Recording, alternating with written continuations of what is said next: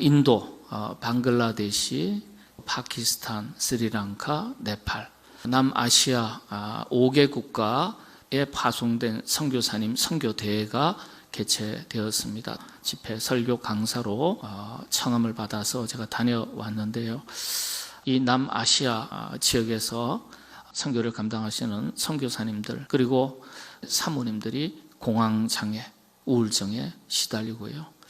선교사님 자녀들에게 심리 정서적인 문제가 얼마나 많은지 인종차별, 현지 언어, 문화 적응, 또 자기 정체성에 대해서 혼란을 겪으면서 심각한 심리장애를 겪고 있는 것을 이번에 역시 보게 되었습니다. 그걸 묵묵하게 이겨내면서 10년, 20년, 30년 최일선에서 선교의 사명을 감당하고 계시는 분들이 많이 계신 거예요. 남아시아, 권역, 유럽, 아프리카, 남미, 서양 선교사님들은 거의 다 떠났습니다. 우리 한국 선교사님이 지금 대부분의 선교사를 감당하고 있어요. 디모데전서 4장 6절에 보면 예수의 좋은 일꾼이라고 표현되어 있어요. 주인이 인정하는 일꾼인 것을 말합니다. 예수님이 인정하시는 일꾼이라는 거예요. 그런데 예수님이 인정하시는데 세상 사람이 인정 안 할 수는 있어요. 왜냐, 영적인 기준을 가지고 하니까. 그러나 우선순위가 있다면 뭐예요? 예수님께서 인정하시는 일꾼이 우선이라는 거예요. 여러분들, 우리 한국이 점점 잘 사는 나라, 경제적으로 부강한 나라가 되는 건 참 좋은 일이고, 이 한국의 문화가 전 세계에 뻗어나가는 건 대단히 중요한 일이라 생각합니다. 왜냐?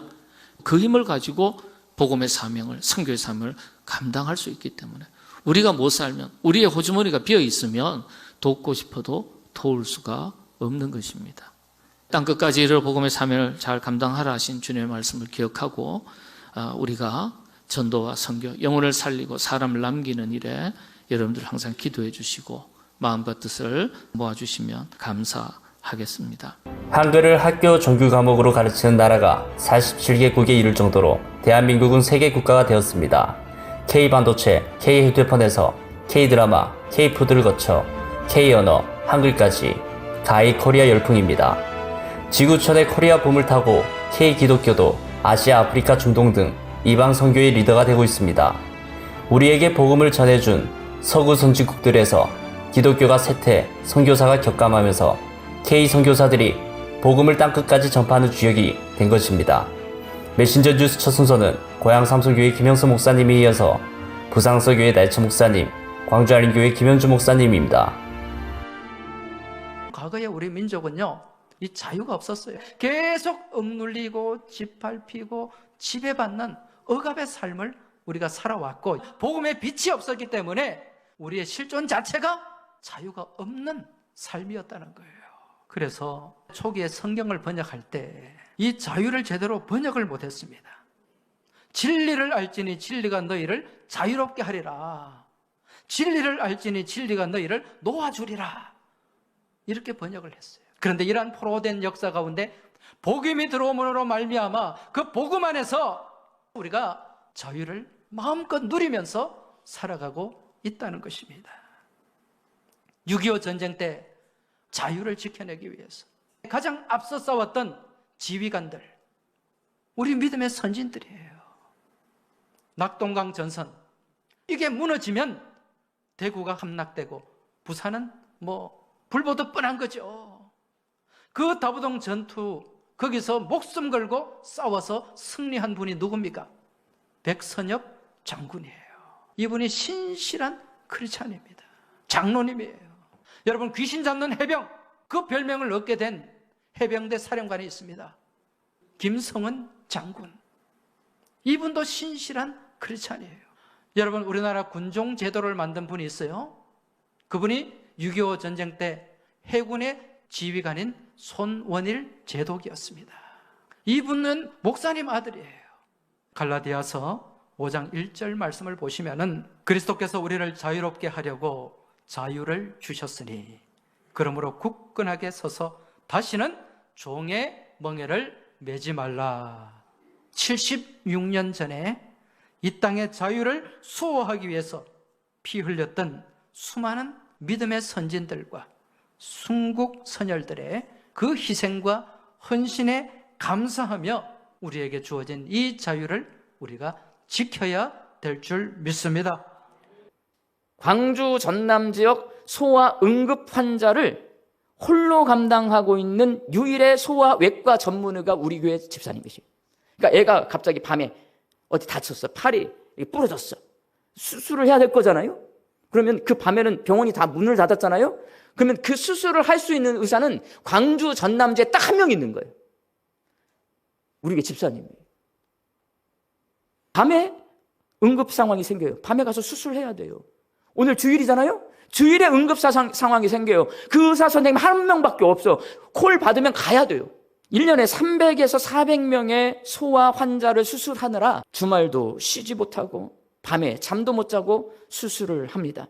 그렇지만 자기가 그만두면 응급 상황의 어린이들을 수술해 줄 의사가 없어서요. 힘들고 어려워도 묵묵히 그 일을 감당하고 계십니다. 골프 치러 가고 싶어요. 해외여행 가고 싶어요. 그렇지만 내가 쉬면 아기가 죽어요, 여러분. 그러니까 내가 쉬지 않고 그 일에 나를 던진 거란 말이에요. 이렇게 교회방, 내가 살아가는 삶의 현장 속에서도 하나님의 일, 하나님의 사역들이 많이 있습니다. 저는 남아프리카 공화국에서 선교 사역을 하셨던 김중곤 목사님이 갑자기 잠덕교회로 부임하는 과정을 가까이서 지켜봤습니다. 우리 성도님들이 함께 동참한 이 헌금, 그 헌금으로 기존의 낡은 사택을 수리해서요, 목회를 시작하셨습니다. 처음에는 심란해 하시더라고요. 사택이 너무 낡으니까 거기서 어떻게 살까. 교인이 9명입니다. 9명. 심란하지만 하나님이 보내시니 간 거예요. 하나님은 하나님의 일을 하시기 위해 누군가를 사역자로 부르십니다. 자신을 던지신 예수님께서 우리가 다른 사람을 위해 나를 던지기를 원하십니다. 우리 교회에서 후원하는 기관이 있어요. 제2안수집사회에서 우리 김중곤 목사님을 후원합니다. 제2안수집사님들은요, 곳곳에서 봉사하느라고 힘들어요, 여러분. 그럼 이분들이 가정에 가면요, 아내들 기분 맞춰주느라고, 직장에 가면요, 상사 눈치 보느라고 힘들어요. 평일에도 힘들고, 주말에도 힘들고, 주일에도 힘들어요. 그렇게 피곤할 텐데, 힘들 텐데, 자신을 던진 이분들을 통해서 잠덕교회가 장차 그 지역의 빛과 소금의 역할을 감당할 공동체가 될 것을 기대할 수 있게 되었어요. 이게 섬김이거든요. 서비스. 힘들고 어려워도 예수님처럼 그 일에 나를 던질 때 부족하고 연약한 나를 통해서 이 땅에서 하나님의 뜻이 이루어집니다. 76년 전 6.25 전쟁의 잿더미 속에서 세계 10대 선진 경제국으로 이끌어주신 주님의 뜻하심을 이제 깨닫게 됩니다. 서구가 중도 포기한 땅끝까지 복음을 전하는 거룩한 사명을 K기독교가 완수하는 것이겠습니다. 한국 기독교가 서구의 세태 전철을 받지 않으려면 무엇이 가장 급선무일까요?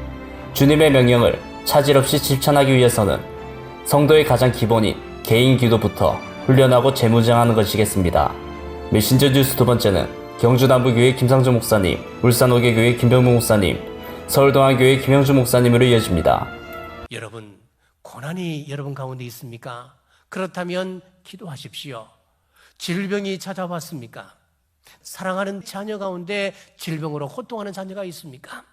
그렇다면 기도하십시오. 태산 같은 문제가 여러분 앞길을 가로막고 있습니까? 기도하십시오. 고난은 원망할 이유가 아닙니다. 기도할 이유입니다. 질병은 포기할 이유가 아닙니다. 기도할 이유입니다. 문제는 낙심할 이유가 아닙니다. 기도할 이유입니다. 너희 중에 누구든지 지혜가 부족하거든 모든 사람에게 후히 주시고 꾸짖지 아니하시는 하나님께 구하라. 그리하면 주시리라. 아멘. 우리가 지혜를 얻지 못하는 이유가 무엇이라는 겁니까? 기도하지 않기 때문에, 구하지 않기 때문에 우리에게 지혜가 없다는 것입니다. 하나님 앞에 기도하랍니다. 기도하면 주시겠다 약속하셨습니다. 너희는 욕심을 내어도 얻지 못하여 살인하며 시기하여도 능히 취하지 못함으로 다투고 싸우는도다. 너희가 얻지 못하면 구하지 아니하기 때문이요. 아멘. 사람들은 문제가 생기면 불평합니다. 환경을 탓합니다. 사람을 원망합니다. 현실을 비관합니다. 그러나 성도의 입술은 달라야 합니다. 고난당하는 자가 있느냐? 그는 기도할 것이요. 불평보다 기도가 먼저입니다. 원망보다 기도가 먼저인 것입니다. 야고보가 이 편지를 보낸 성도들은 지금 큰 고난 가운데 처해 있었습니다. 믿는다는 이유로 핍박을 받았습니다. 고향을 떠나야 했습니다. 생업을 잃었습니다. 가난과 질병 가운데 어렵게 그들은 살아가고 있었습니다. 그러나 야고보는 그들에게 원망하라고 하지 않았습니다. 포기하라고 말하지 않았습니다. 그들에게 기도하라고 권면하고 있습니다. 왜입니까? 기도는 절망을 소망으로 바꾸는 통로이기 때문입니다. 너희 중에 병든 자가 있느냐? 그는 교회의 장로들을 청할 것이요 그들은 주의 이름으로 기름을 바르며 그를 위하여 기도할지니라. 아멘. 몸이 아프면 마음도 약해지지요. 마음이 약해지면 우리의 믿음 또한 흔들립니다. 그래서 가정 전체가 무거워집니다. 그래서 예수님은 병든 성도를 혼자 내버려두지 않도록 했습니다. 병이 낫기를 위하여 서로 기도하라. 아멘. 교회는 함께 우는 공동체입니다. 교회는 함께 기도하는 공동체입니다. 교회는 서로를 붙들어주는 공동체입니다. 나는 너를 위하여 기도하고 너는 나를 위하여 기도해 주는 것.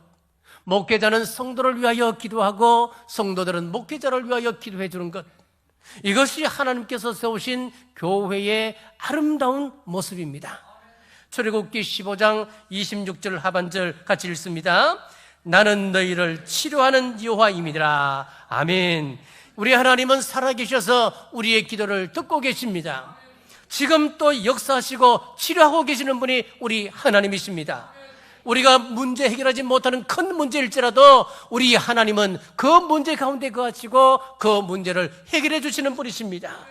그러므로 우리는 믿음으로 기도해야 합니다. 우리가 사자굴과 같은 내 자력으로는 이겨낼 수 없는 어려운 환경들을 만날 때 어떻게 우리가 이겨낼 수가 있겠습니까? 다니엘은 기도의 사람입니다. 그런데 이 다니엘의 기도의 내용을 잘 살펴보면은 체계적으로 기도한 것을 볼 수가 있습니다. 다니엘은 평안할 때와 총리가 된 후에도 기도하였을 뿐만 아니라 자기 앞에 죽음의 위협이 닥쳤을 때도 여전히 규칙적인 시간에 바로 3번 간절히 기도하는 것을 쉬지 않았다는 거죠. 여러분, 이 규칙적인 시간을 정하여 이 기도한다는 것은 순간적인 감정적인 결단으로 내 마음대로 기도하고 싶어서 하는 것이 아니라 하나님께 기도의 시간을 주도권을 드린다는 것입니다. 내 그 시간에는 무슨 일이 있어도 하나님 앞에 기도의 주도권을 가지고 나아가겠다는 거죠. 여러분, 간곡하게 부탁드립니다. 평소에 규칙적인 시간에 하나님 앞에 기도하시기 바랍니다. 바쁘다고 시간이 없다고 하지 마십시오. 예수님은 가장 분주하고 바쁠 때 습관에 따라서 규칙적으로 새벽 한적한 곳에 기도했다고 그랬습니다. 종교개혁자들도 가장 바쁘고 힘들 때 더 기도해야 되겠다고 결단했던 것입니다. 여러분, 기도의 출근계를 하나님께 평생 끊는다고 생각하시고 규칙적으로 기도하시기 바랍니다. 서구처럼 동성애법, 차별금지법, 말도 되지 않는 교회 폐쇄법, 이런 법들이 통과되어 법적인 잣대를 교회에 적용하고자 한다면은 다니엘의 상황이 남의 일이 아닐 수도 있다는 것입니다. 내 자력으로는 이겨낼 수 없는 환경들을 만날 때 우리가 먼저 평소 삶으로 하나님을 증명해낼 수 있어야 됩니다. 여러분의 삶의 주변인들, 그분들이 여러분의 헌신과 섬김, 진심 어린 신앙의 태도를 통해서 당신을 보니까 내가 하나님이 살아계신 것을 알겠다고, 당신의 믿음을 보니까 정말 천국에 있는 것 같다고 이렇게 증거가 되고 있는지. 제가 일전에 말씀드린 이 사업을 하다가 많은 억울함을 당한 박정환 성도님, 근데 그 예수를 진정으로 감옥에서 만나다 보니까 그 섬김과 사랑과 헌신, 또 매일매일 성경 말씀 읽고 고난의 순간을 믿음으로 이겨낼 때 많은 주변 사람들이 예수를 믿더라 이거죠. 또 한 가지는 사자굴과 같은 환경에서 다니엘이 감사했다는 거예요. 예기치 못한 어려운 상황에 만날 때도 그 입술에 하나님을 향한 감사가 나올 때 그 사람이 진짜 신자이다. 그래서 10절 하반절에 보면 전에 하던 대로 하루 3번씩 무릎을 꿇고 기도하며 그의 하나님께 어떻게 했다고요? 감사하였더라는 거예요. 다니엘은 죽음을 앞두고 있었습니다. 근데 다니엘은 사자굴을 바라보지 않고 살아계신 하나님을 바라보았다 이거지. 스티븐 코비의 성공하는 사람들의 7가지 법칙이라는 책에서 그 문제 앞에 실패하는 사람과 그 문제 앞에 성공하는 사람을 이렇게 구분을 했어요. 첫째는 관심의 원이 있고, 둘째는 영향력의 원이 있다는 거예요. 관심의 원은요, 내가 관심은 있지만 내 힘으로 도무지 바꿀 수 없는 일. 예를 들면 야곱 같은 경우에서는 에서의 분노 자기가 바꿀 수 없어요. 400명의 군사 자기가 감당할 수 없어요.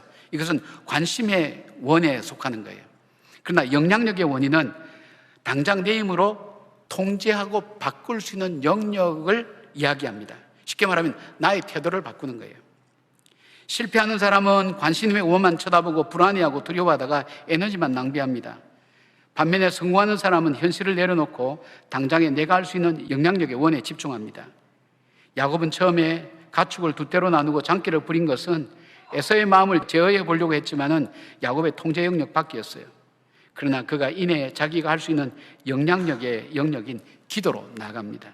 바로 기도를 통해서 하나님은 야곱의 삶을 앞으로 나가게 하는 것을 보여주고 있습니다. 생각을 하면 사람이 보이고요, 기도를 하면 하나님이 보입니다. 생각을 하면 사람이 움직이고 기도를 하면 하나님이 움직이는 것을 보게 됩니다. 신학자 라이놀드 니버의 기도에 제가 조금 덧붙인 기도가 있어요. 함께 하겠습니다. 하나님, 제가 바꿀 수 없는 것들을 받아들이는 평온함을 주시고 제가 바꿀 수 있는 것들을 바꾸는 용기를 주소서.